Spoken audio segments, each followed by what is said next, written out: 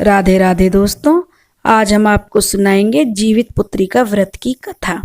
अगर आपको हमारी कहानी पसंद आए तो प्लीज़ हमारे चैनल अपनी संस्कृति को लाइक करें, सब्सक्राइब करें और शेयर करें। जीवित पुत्री का व्रत या जितिया का व्रत अश्विन मास की कृष्ण पक्ष की अष्टमी तिथि को मनाया जाता है।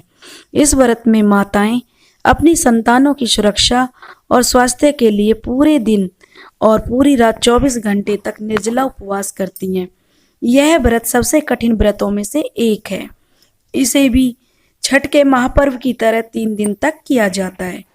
यह व्रत अश्विन माह की कृष्ण पक्ष सप्तमी से शुरू होकर नवमी तक किया जाता है। सप्तमी का दिन नहाय खाए के रूप में मनाया जाता है। यह बिल्कुल छठ महापर्व आता है उसी की तरह ही जितिया का व्रत होता है। इस दिन महिलाएं सुबह सुबह उठकर गंगा स्नान करती हैं। अगर आपके आसपास गंगा नदी नहीं है तो नहाने के पानी में गंगा जल की बूंदें डालकर स्नान करके भी पूजा का संकल्प ले सकती हैं। नहाए खाए के दिन में सिर्फ एक बार ही दिन में भोजन किया जाता है। यह बिल्कुल छठ की तरह ही होता है। इस दिन सात्विक भोजन ग्रहण किया जाता है। नहाए खाए की रात को छत पर जाकर चारों दिशाओं में कुछ खाना रख दिया जाता है। मान्यता है कि यह खाना चील और सियारिन के लिए रखा जाता है। व्रत के दूसरे दिन यानी अश्विन कृष्ण पक्ष की अष्टमी को खुरजितिया कहा जाता है।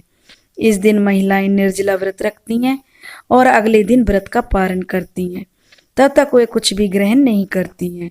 व्रत के तीसरे और आखिरी दिन पारण किया जाता है। जितिया के पारण के नियम भी अलग अलग जगहों पर अलग अलग हैं। व्रत के पारण के बाद आप कैसा भी भोजन कर सकते हैं। इस व्रत में विधि विधान से पूजा करने के बाद व्रत कथा को अवश्य सुनना चाहिए। दोस्तों, चलिए सुनाते हैं आपको जितिया व्रत की कहानी। तो दोस्तों, ऐसा है कि गंधर्वों का जो एक राजकुमार था जीमूतवाहन, वे बहुत ही परोपकारी थे। बहुत कम आयु में ही उन्हें सत्ता मिल गई थी, लेकिन उनका मन राजपाट में नहीं लगता था। ऐसे में उन्होंने अपना राज्य छोड़कर अपने पिता की सेवा के लिए वो वन में चले गए। वन में ही उनका विवाह माल्यावती नाम की राजकन्या से हुआ। एक दिन जब जीमूतवाहन वन में भ्रमण कर रहे थे तो उन्होंने एक वृद्ध महिला को विलाप करते हुए देखा। उस वृद्धा का विलाप उनसे देखा नहीं गया और उस वृद्धा से उन्होंने उसका विलाप करने का कारण पूछा। फिर उस महिला ने बताया कि मैं नाग वंश की स्त्री हूँ। मेरा एक ही पुत्र है। पक्षीराज गरुड़ के सामने प्रतिदिन एक नाग सौंपने की प्रतिज्ञा हुई है, जिसके अनुसार आज मेरे पुत्र शंखचूड़ को भेजने का दिन है। शंखचूड़ मेरा इकलौता पुत्र है। अगर मेरे इकलौते पुत्र की बलि चढ़ गई तो मैं किसके सहारे अपना जीवन व्यतीत करूंगी। यह सुनकर जीमूतवाहन का दिल पसीज गया। उसने कहा कि मैं स्वयं तुम्हारे पुत्र की रक्षा करूंगा, और वह स्वयं अपने आप को उसके बेटे के लाल कपड़े में ढककर वह अति शिला पर उसकी जगह लेट जाएंगे। और जब पक्षीराज गरुड़ वहां पहुंच गए तो वे लाल कपड़े में ढके हुए जीमूतवाहन को अपने पंजों में कसकर लपेटकर पहाड़ के शिखर पर जा बैठ गए।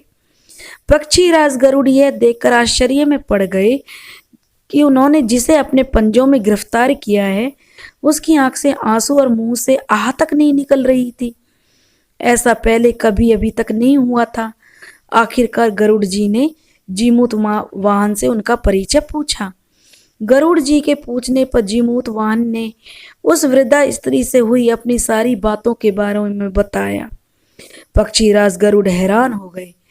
उन्हें इस बात पर आश्चर्य हो रहा था कि कोई किसी मदद के लिए ऐसी कुर्बानी भी दे सकता है। गरुड़ जी जीमूतवाहन की बहादुरी से प्रसन्न हुए और उन्होंने जीमूतवाहन को जीवन दान दे दिया। साथ ही उन्होंने भविष्य में नागों की बलि न लेने की बात भी कही।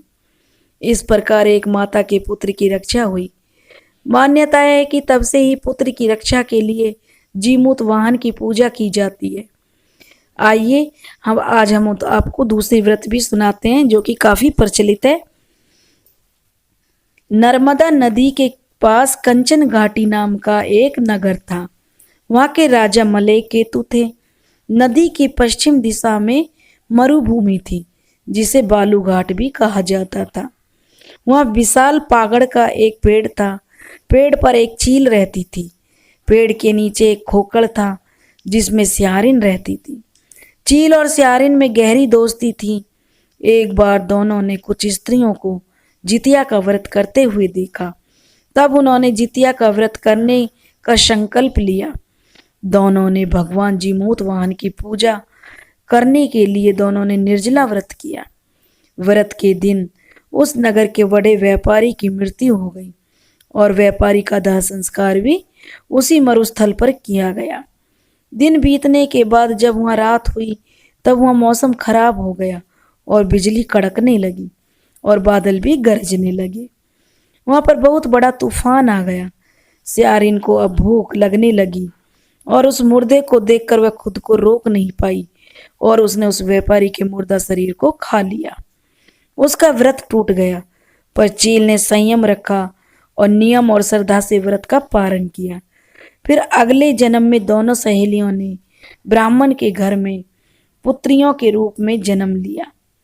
ब्राह्मण के घर में पुत्रियों के रूप में चील ने बड़ी बहन बनी और उसका नाम सीलवती रखा गया।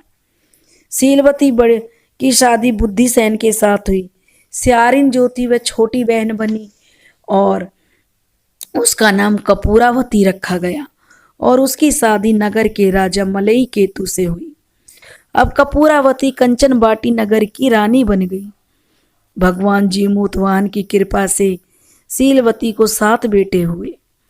कपूरावती के सभी बच्चे जन्म लेते और मर जाते। कुछ समय बाद सीलवती के 7 पुत्र बड़े हो गए। वे सभी राजा के दरबार में काम करने लगे।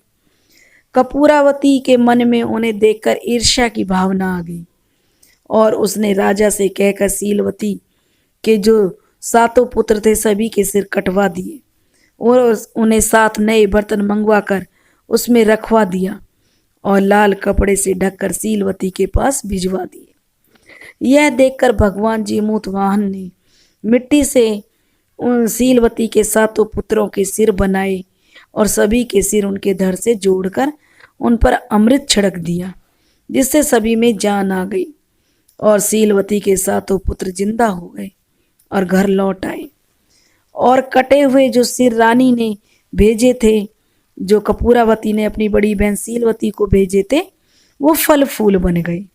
दूसरी तरफ रानी कपूरावती बुद्धिसेन के घर के समाचार सुनने के लिए व्याकुल थी। जब बहुत देर तक कोई समाचार नहीं आया तो कपूरावती स्वयं ही बड़ी बहन के घर चल दी और वहां जाकर उसने सबको जिंदा और खुश देखा तो वह बेहोश होकर गिर गई।